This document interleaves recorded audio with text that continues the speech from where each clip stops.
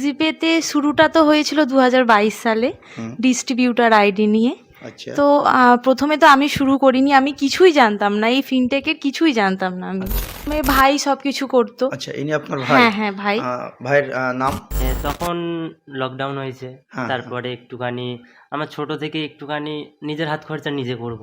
আচ্ছা এক মহিলা হয়ে কিভাবে ইজিপেতে জার্নিং শুরু করলো তার একটা ছোট্ট কাহিনী আমরা আজকের এই ভিডিওর মাধ্যমে আপনাদের তুলে ধরবো। তো প্রথমে ম্যাডামের সঙ্গে পরিচয় করবো। ম্যাডাম আপনার নাম? Yes, myself Priyanka Ghosh. আচ্ছা আপনি কোথা থেকে এসেছেন? আমি হুগলি জেলার ধনিয়াখালীর বিএলএফ। আচ্ছা আচ্ছা, আপনার তো এখনো বিয়ে থাওয়া হয়নি মনে হচ্ছে, হয়েছে? না না না, আচ্ছা আপনার বয়স কত? আমার বয়স এই 23+ চলছে। তো আপনি ইজিপেতে কিভাবে এলেন আপনার একটু যদি কিছু আমাদেরকে বলেন। ইজিপেতে শুরুটা তো হয়েছিল 2022 সালে ডিস্ট্রিবিউটার আইডি নিয়ে। আচ্ছা তো প্রথমে তো আমি শুরু করিনি, আমি কিছুই জানতাম না, এই ফিনটেকের কিছুই জানতাম না আমি। আচ্ছা তো প্রথমে ভাই সব কিছু করতো। আচ্ছা ইনি আপনার ভাই? হ্যাঁ হ্যাঁ ভাই। ভাইয়ের নাম? আমার নাম রাহুল ঘোষ, আচ্ছা আর আমার বয়স এখন 17। 17+, মানে একদম ছোট্ট, খুব বড় নয়। হ্যাঁ হ্যাঁ, 18 বছর এখনো হয়নি। আচ্ছা তো এই ফিনটেক মার্কেটটা কিভাবে মাথায় এলো? মানে তখন লকডাউন হয়েছে, হ্যাঁ, তারপরে একটুখানি আমার ছোট থেকে একটুখানি নিজের হাত খরচা নিজে করব, আচ্ছা বাড়িতে কাউকে বলবো না তো। তো এর জন্য প্রচুর দেখতে থাকি, ইউটিউবে প্রচুর ভিডিও, নানা রকম ভিডিও দেখি। দেখলাম যে একটা দোকানেও সাইবার ক্যাফেতে মোটামুটি যেতাম, কাজ করতাম না, যেতাম। তো ওখানে দেখলাম যে ABS এ টাকা টাকা তোলা হয়, ভালো কমিশন টমিশন হয়। তো তারপরে অনেক কিছু ভিডিও টিডিও দেখে দেখলাম যে ইজিপেটা চয়েস করলাম। তো প্রথম প্রথম ভয় লাগতো যে তো যদি কিছু আপনার বয়স তো 17 বছর, তা আপনার নামে নিশ্চয়ই আইডি হয়নি ইজিপের? না, আমি রিটেলার হিসেবে কাজ করতে যাইনি, আমি প্রথম থেকেই ডিস্ট্রিবিউটার বা মাস্টারে কাজ করবো ভেবেছিলাম। ডিস্ট্রিবিউটার হিসেবে। হুম। আচ্ছা তো আপনার নামে তো আইডি হবেই না, 17 বছর না। দিদির নামে করতে হয়েছে? না, তখন ডিস্ট্রিবিউটারটা আমি আমার মায়ের নামে করেছিলাম। মায়ের নামে করেছিলেন? হ্যাঁ, তারপর দিয়ে আমি কাজ করেছি, ওতে 20টা 22টা মতো রিটেলার বানিয়েছি। দিয়ে মোটামুটি ভালো একটা মাসে আর্নিং হতো। আচ্ছা দিয়ে তারপরে কোম্পানি BLF লঞ্চ করলো। তো তখন BLF লঞ্চ করার সময় বলা হয়েছিল যে আমার নামেই হয়ে যাবে, কিন্তু পরবর্তীকালে বললো যে না, আমার নামে হবে না, ভেরিফিকেশন 18 বছর হয়নি। 18 বছর হয়নি বলে। হুম, হুম, তো তখন আমি দিদিকে বললাম, হুম, তো দিদির নামে করা হলো হুম। আইডি। তো তারপর থেকে আমি দিদি দুজনে মিলেই ভেরিফিকেশন করতে যাই। প্রথমে আপনার থেকে জার্নিং, তারপরে দিদি থেকে শুরু। তো ম্যাম আপনার কাহিনী শুনবো। তারপরে প্রথম তো শুরু, আমি কিছুই জানি না, কিছু বলতে পারি না, কথা বলতে পারি না, কাস্টমারকে গিয়ে কিভাবে বলবো যে এটা করুন। অনেক কাস্টমারের কাছে গেছি, উনি বলেছেন, প্রথমে ভেরিফিকেশান করেছি, অনেক ক্ষেত্রে অনেকে দিতেই চায়নি, বলেছে আমি ওটিপি কেন দেব, কী জন্য ওটিপি দেব, কেউ দিতে চায়নি। অনেক অনেক অনেক প্রবলেম হয়েছে। তারপরে আমি মানে একটা মহিলাকে দেখে অনেকে ভরসা করতে পারেন, এরকম একটা ব্যাপার। হ্যাঁ হয়েছে হয়তো, ওটা হয়তো আমাকে বলেনি কখনো, হয়েছে হয়তো। বা অনেকের কাছ থেকে এটাও শুনেছি যে আমি একটা মহিলা হয়ে কাজ করছি, এইরকম একটা ইন্ডাস্ট্রিতে কাজ করছি, এই নিয়েও অনেক কিছু প্রবলেম হয়েছে। এমনকি অনেক কাছের মানুষেরা কাছ থেকে আমি সাহায্য পাইনি, কারণ প্রথমে জীবনের প্রথম শুরুতে কাছের মানুষের কাছ থেকে কেউ সাহায্য পায় না। তবে আমার সব থেকে বড় সাহস হচ্ছে আমার ভাই। আজকে যেটুকুন যে জায়গায় দাঁড়িয়ে আছি সব কিছুটা আমার ভাইয়ের জন্য। আমার ভাই ছাড়া মনে হয় আমি এক ফোঁটা চলতে পারবো না। তো ইজিপে থেকে আপনার কত বছর কাজ করছেন বা কতদিন? তারপরে 22-এ স্টার্ট, তারপরে যখন BLF লঞ্চ হলো, BLF আইডি নিলাম, লোন করে আইডি নিয়েছি, মানে নিতেই হবে, মানে আমার লোন করে আমি আইডি নিয়েছি, এবং প্রতি মাসে মাসে ওখান থেকে যা কাজ করতাম লোন করে করে প্রায় মানে কমপ্লিট করেছি লোনটা। মানে লোন নিয়ে আইডি নিয়েছেন ইজিপের? হ্যাঁ। এতটা ভালোবাসা ইজিপে? হ্যাঁ। সেই লোনটাকে আবার শোধ করতে শোধ হয়ে গেছে? আগের মাসে শোধ হয়েছে। বাহ, খুব ভালো। এবার ইজিপে এরপরে যে কাজ করছেন আজ প্রায় 2 বছর, 2 বছরে আপনার ফিডব্যাক বলুন। আপনার ফিডব্যাক বলতে স্যার, আমার ফিডব্যাক বলতে প্রথমে তো বললাম প্রচুর প্রবলেম, তারপরে একটা সময় পর গিয়ে আস্তে আস্তে একদিন একটু ঠকতে ঠকতে শিখেছি। প্রতিদিন যেদিন বলতে পারিনি সেই দিন গিয়ে শিখেছি বাড়িতে গিয়ে যে এটা আমার ভুল হয়েছে, এটা আমার বলা উচিত, নেক্সট দিন গিয়ে এর ভুলটা আর হবে না।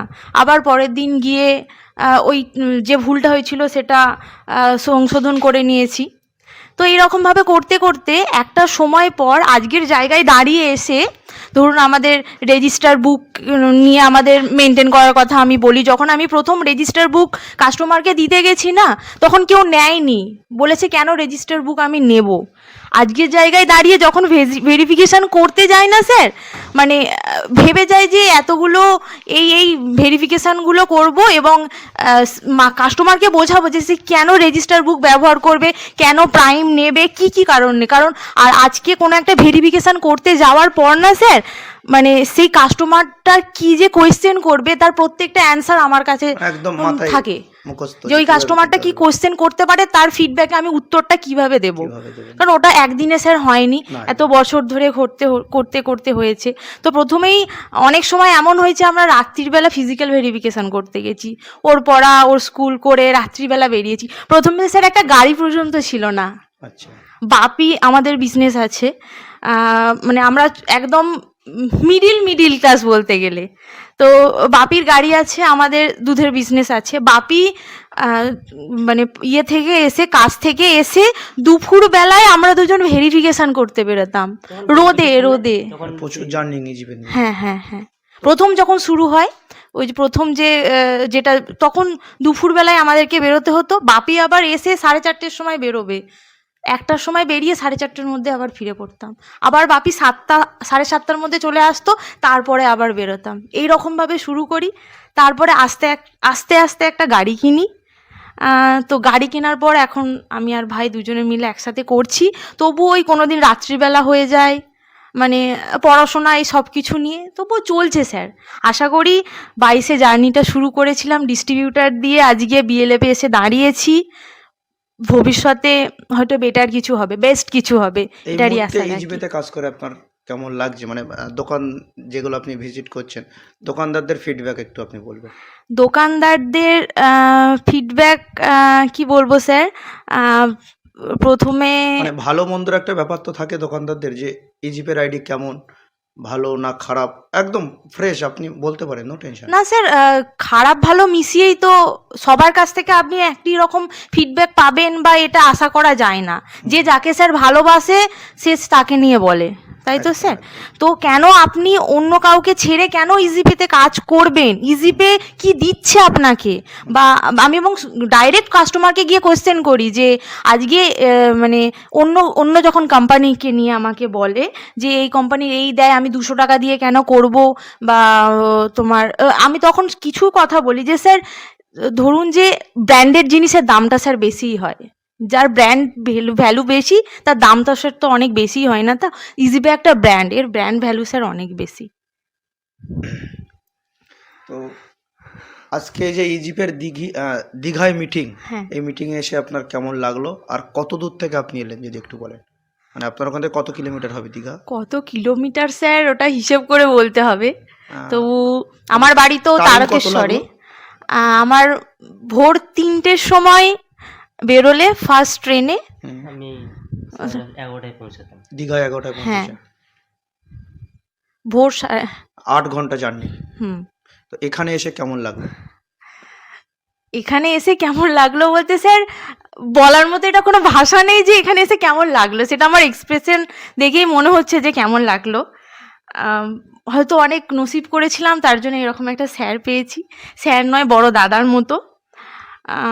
যে কোনো প্রবলেমে, যখন কোনো প্রবলেমেই পড়েছি, স্যার হয়তো অনেক ব্যস্ত থাকেন, তারপরেও আমাকে প্রচুর সাপোর্ট করেছে, প্রচুর হেল্প করেছে। এবং মানে আমি কাজ করি বলে আমাকে তো স্যার মানে স্যার শুধু বলে যে আমাকে কি করতে হবে, স্যার বলেন যে আমাকে কি করতে হবে বলো, আমি তোমার জন্য সব সময় আছি, কারণ তুমি আমার বোনের মতো। তুমি শুধু বলবে যে প্রিয়াঙ্কা এটা আমার যে স্যার আমার এটা লাগছে, স্যার এই প্রবলেম হচ্ছে, আমি চেষ্টা আমি করবই। আর স্যার বলেন একটা কথা, যে আমি যেটা ওয়াদা করি সেটা আমি পুরো করি। থ্যাংক ইউ ফিডব্যাক দেওয়ার জন্য।